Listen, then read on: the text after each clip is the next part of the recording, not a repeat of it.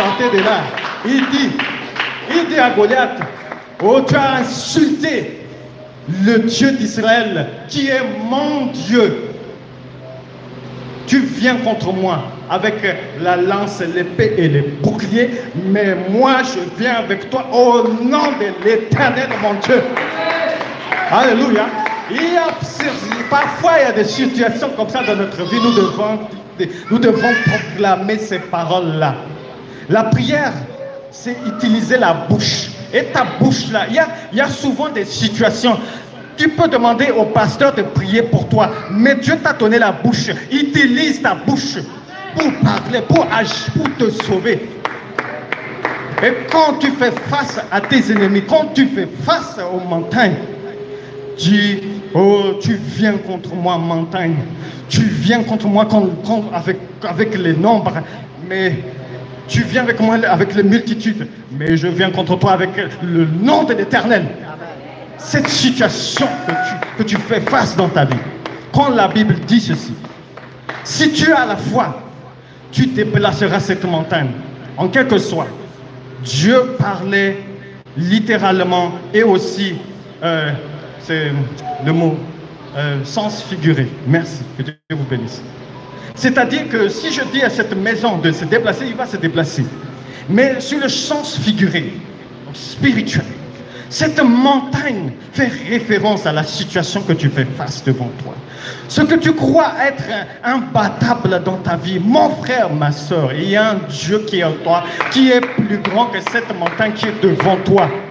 Qu'est-ce que tu dois faire? La seule chose que tu dois faire, c'est de sortir, faire entrer Jésus dans ton combat. Mes frères, ma soeur, je peux prier pour vous. Pasteur Roll, je prie pour vous. Amen. Tous les jours, tous les soirs, je prie. Pasteur, je prie pour vous. Mes frères et sœurs, je prie pour vous. Même si je vais cocher le nom, je prie pour vous. Je prie pour vous.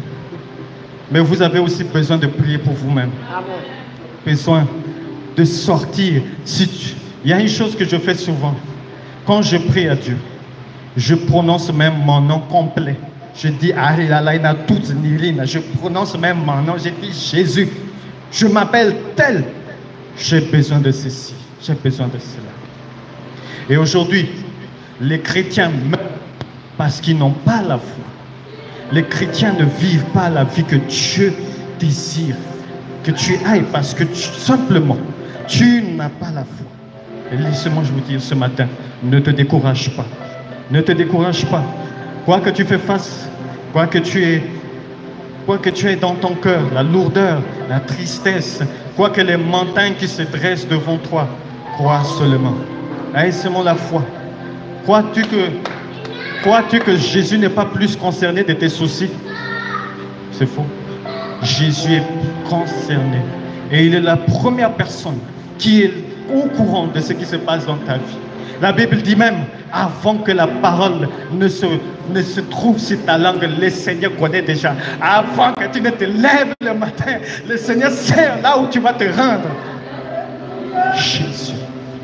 Souvent le soir, il y a des fois le soir, j'oublie de prier à cause de la fatigue. Mais je ne m'inquiète pas. Parce que ma vie avec Jésus ne se base pas sur l'habitude. Je vis avec Jésus dans l'instant.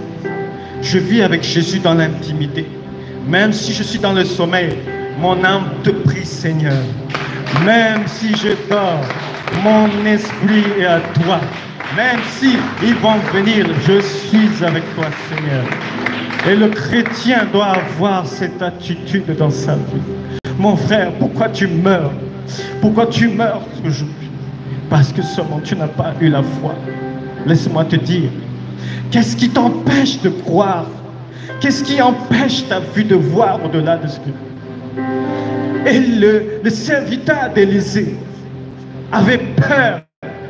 Il disait, oh prophète, regarde, ils sont nombreux.